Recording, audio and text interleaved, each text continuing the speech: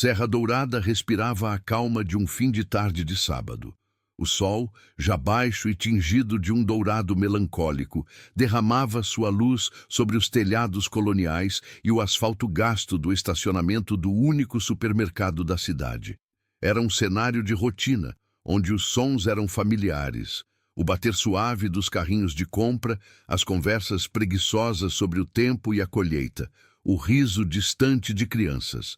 A vida ali seguia um ritmo previsível, uma melodia tranquila que todos conheciam de cor. Foi nesse palco de paz aparente que Helena, a ex-juíza e a mulher mais rica da região, manobrava seu sedã de luxo para fora da vaga. O carro, silencioso e escuro, era um reflexo dela mesma, imponente, elegante e completamente isolado do mundo ao seu redor. Ela não pertencia àquela sinfonia comunitária. Apenas a observava de sua fortaleza particular no alto da colina.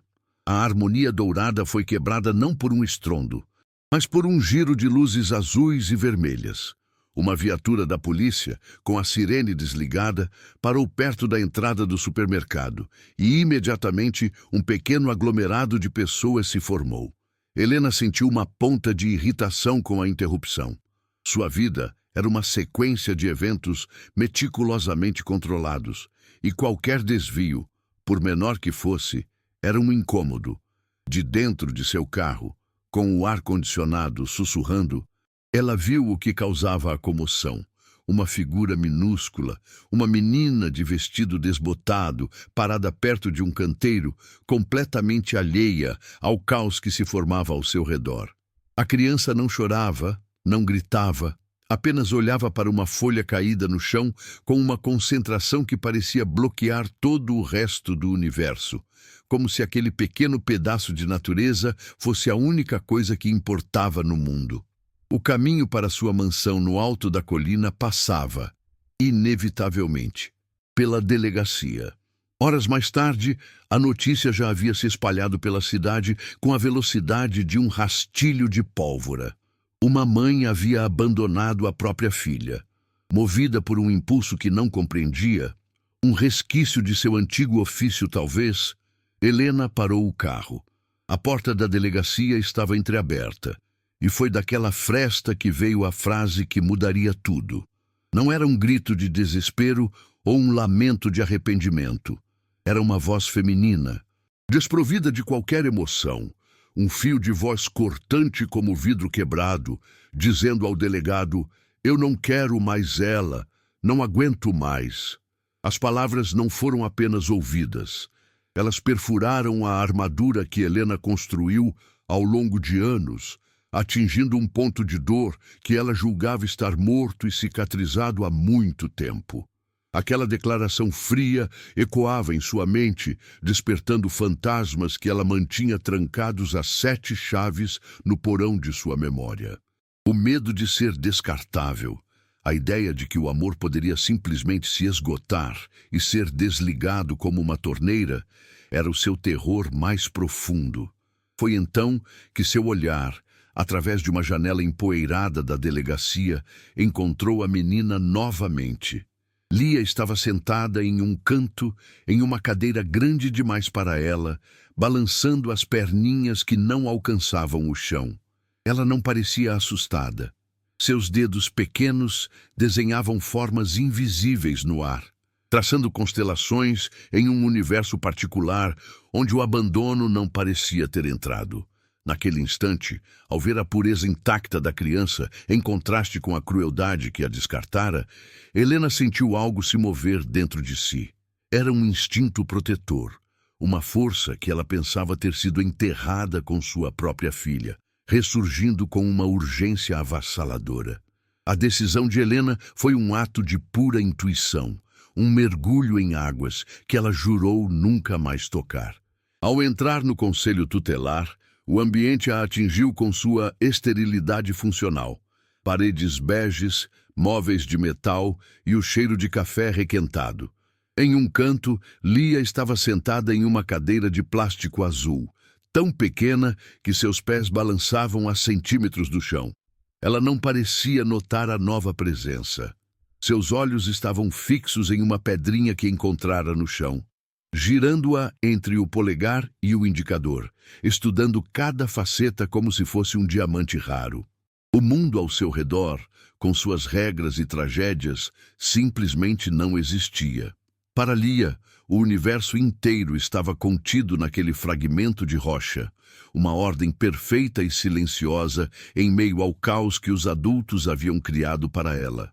E Helena sentiu uma pontada de inveja daquela capacidade de abstração, contra todos os seus instintos de autopreservação que gritavam para que ela voltasse para a segurança de sua fortaleza vazia. Helena caminhou lentamente até a menina. Não disse uma palavra, pois sentiu que as palavras seriam uma invasão grosseira naquele santuário de silêncio. Em vez disso, ela se abaixou, o tecido caro de sua calça tocando o piso frio e manchado, e sentou-se a uma distância respeitosa. Seus olhos seguiram o movimento hipnótico da pedra. Então, num gesto que surpreendeu a si mesma, ela pegou outra pedrinha próxima e a colocou suavemente ao lado da de Lia, alinhando-a com cuidado. Pela primeira vez, os imensos olhos azuis da menina se ergueram e encontraram os de Helena.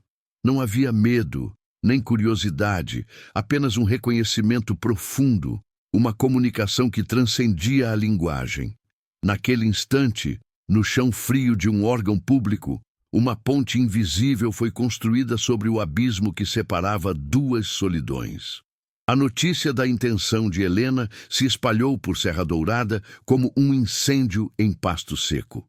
A conselheira tutelar, uma mulher de olhar cansado e gestos burocráticos, a encarou com uma mistura de espanto e desconfiança. A senhora quer a guarda provisória? A pergunta pairava no ar, carregada de subtexto. Para a cidade, Helena era a viúva de ferro, a ex-juíza reclusa, uma figura mais associada a sentenças do que a canções de ninar. Os sussurros começaram nos cafés, nas filas do mercado, nas varandas ao entardecer. Diziam que era capricho de rica, uma forma de aplacar a solidão. Ou pior, uma tentativa bizarra de substituir a filha que havia perdido. Ninguém conseguia enxergar o ato como ele era, um resgate mútuo, a última chance de um coração quebrado de aprender a bater novamente, não por obrigação, mas por uma necessidade visceral de proteger. A verdade é que a dor de Helena tinha um nome e um rosto. Ana, sua filha, perdida aos 16 anos em um acidente de carro numa estrada chuvosa, era um fantasma que assombrava cada cômodo da mansão. Helena lembrava do som da risada dela, do cheiro de seus cabelos molhados de chuva, da forma como ela deixava os livros espalhados pela casa. Após a tragédia, Helena se tornou metódica, controladora, como se a ordem externa pudesse silenciar o caos interno. Ela construiu muros, não apenas ao redor de sua propriedade, mas ao redor de sua alma, acreditando que se não amasse nada intensamente de novo, jamais sentiria a dor lancinante da perda. Lia, com sua quietude e seu universo particular, não havia derrubado esses muros. Ela simplesmente encontrou uma fresta, uma rachadura imperceptível, e se instalou ali silenciosamente, esperando para ser vista. Levar Lia para casa foi como introduzir uma cor primária e vibrante em uma pintura inteiramente em tons de cinza. A mansão, com seu silêncio opressor e seus móveis perfeitamente alinhados, pareceu recuar diante da pequena presença. Lia não correu pelos corredores, nem se encantou com o luxo. Em vez disso, ela explorou o mundo com as pontas dos dedos. Passou minutos sentindo a textura aveludada de uma cortina, o frio do mármore da escadaria, o relevo de um livro antigo na biblioteca. Helena a observava, fascinada e aterrorizada. Cada pequeno zumbido melódico que Lia emitia era um som estranho naquela casa acostumada ao silêncio. Era a vida, em sua forma mais pura e imprevisível, invadindo um mausoléu. E Helena, a guardiã daquele lugar de luto, Não sabia se estava pronta para permitir essa profanação sagrada. O primeiro grande desafio não demorou a chegar. O som agudo do liquidificador na cozinha, um ruído banal para a maioria, foi para Lia uma agressão violenta. A menina se encolheu no chão, as mãos pressionando as orelhas com força, o corpo tremendo em uma sobrecarga sensorial avassaladora. Seus zumbidos se transformaram em um lamento agudo, um som de pura dor que perfurou o coração de Helena. A ex-juíza, a mulher que controlava tribunais inteiros com sua lógica e autoridade, estava completamente paralisada pela impotência. Ela tentou se aproximar, falar, mas suas palavras eram inúteis contra a tempestade que assolava a mente da criança. Naquele momento de desespero, vendo o sofrimento de Lia e sua própria incapacidade de aliviá-lo, Helena questionou tudo. Teria ela cometido um erro terrível, trazendo aquela criança para um mundo que ela não sabia como navegar? É em momentos assim, de pura impotência e dúvida, que a gente entende o valor de um simples gesto de apoio. A jornada de Helena estava apenas começando, e cada passo era um teste para sua alma ferida. Se histórias como a dela te tocam de alguma forma, considere se inscrever para que mais relatos de coragem e superação possam encontrar as pessoas que precisam ouvi-los e, quem sabe, encontrar sua própria força. Passado o pânico inicial, a competência de Helena, a mesma que a tornara uma juíza formidável, veio à tona. A frustração deu lugar à determinação. Ela passou noites em claro, não mais assombrada por fantasmas, mas iluminada pela tela do computador, pesquisando sobre o transtorno do espectro autista. Ela aprendeu sobre sobrecarga sensorial, sobre a necessidade de rotina, sobre comunicação não verbal. No dia seguinte, a mansão começou a se transformar. As lâmpadas de luz branca e forte foram trocadas por outras de tom amarelado e suave. Tapetes macios foram colocados sobre o piso frio. Helena criou um canto da calma em um dos quartos, com almofadas, tecidos de diferentes texturas e fones de ouvido com cancelamento de ruído.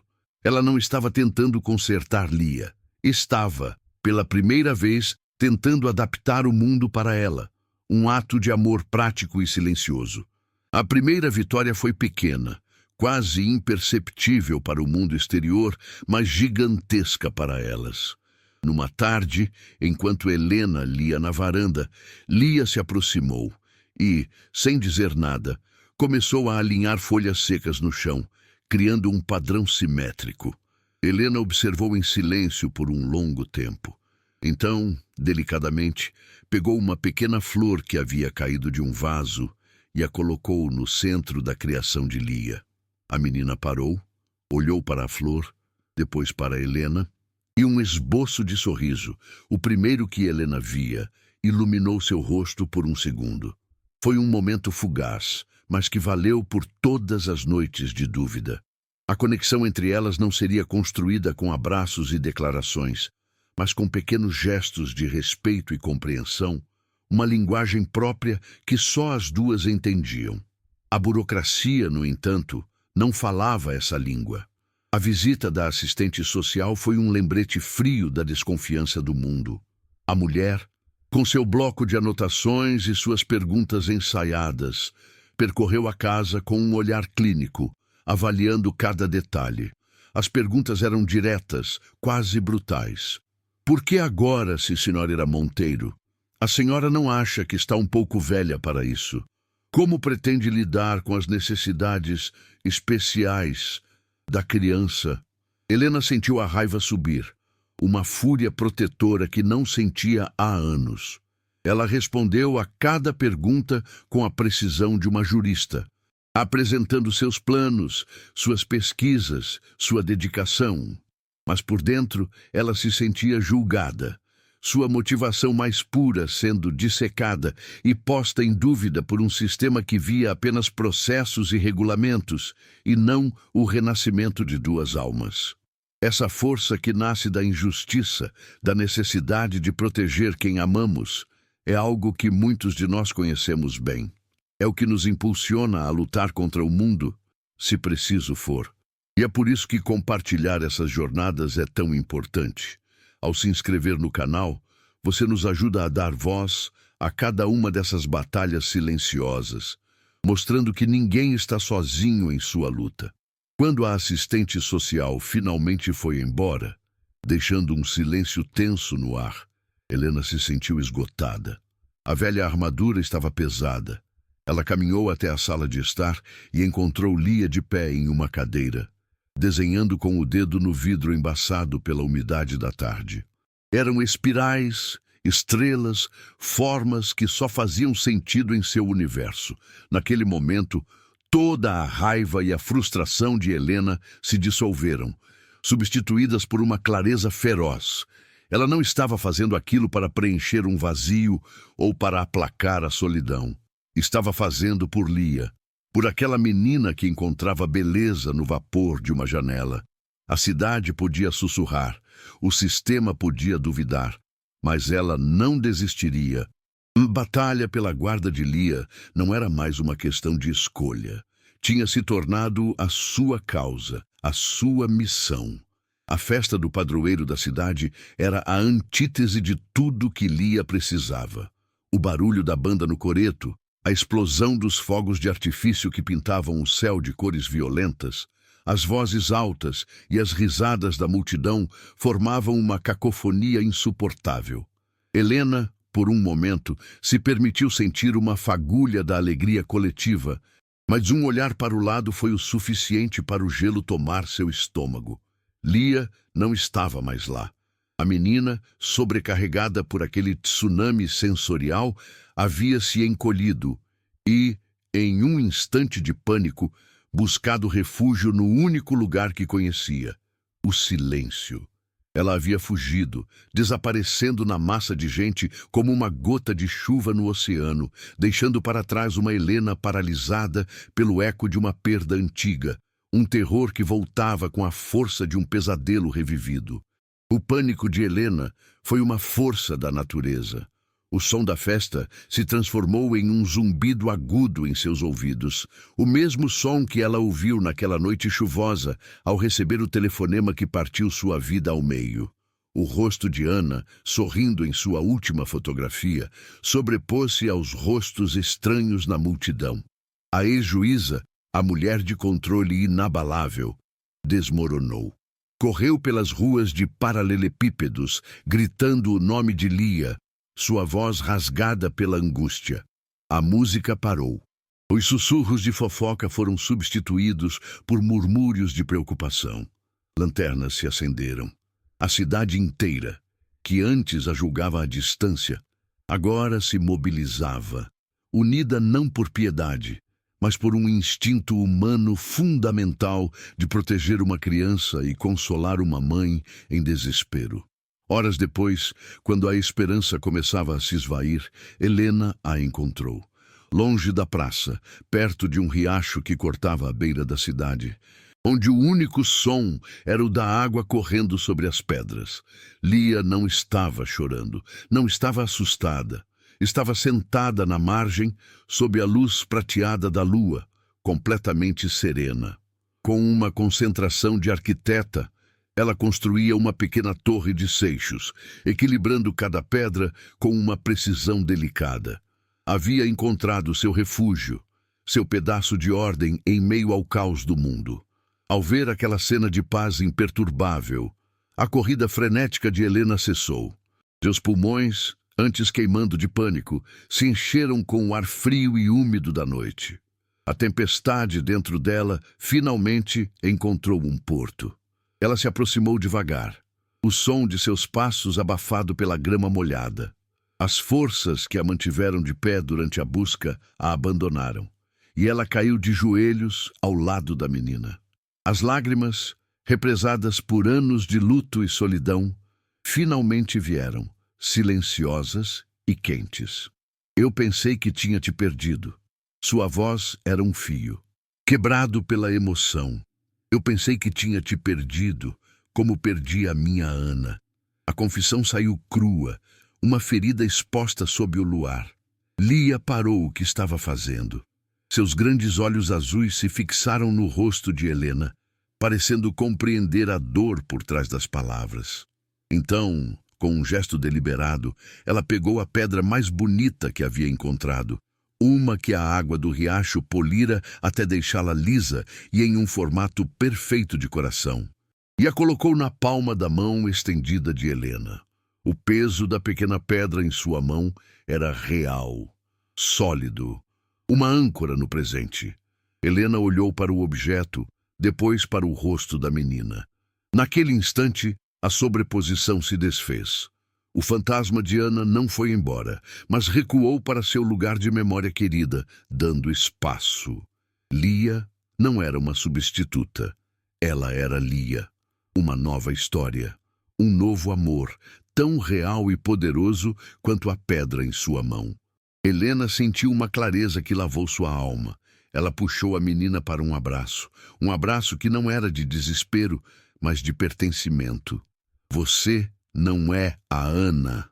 Ela sussurrou no cabelo de Lia, sua voz firme pela primeira vez naquela noite. Você é a Lia, e você é minha filha. O processo de adoção, que para muitos seria uma montanha de papelada e ansiedade, foi para Helena um retorno ao seu elemento, mas com uma motivação completamente nova. A antiga juíza, que antes empunhava a lei como uma espada afiada, agora a manejava como um escudo protetor. Cada audiência, cada entrevista, cada documento era preenchido não com a frieza de sua antiga profissão, mas com a paixão feroz de uma mãe defendendo seu direito de amar. Ela não apresentou argumentos lógicos, mas sim evidências de uma vida transformada.